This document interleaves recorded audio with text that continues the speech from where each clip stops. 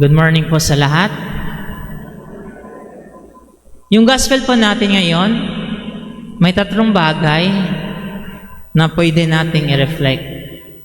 Una, tayong lahat ay binigyan ng maraming blessings ni God. Pangalawa, yung mga blessings na binigay ni God sa atin, dapat gamitin natin sa tamang paraan. Pangatlo, yung mga blessings ni God, dapat gamitin natin para lalo tayong mapalapit sa Kanya.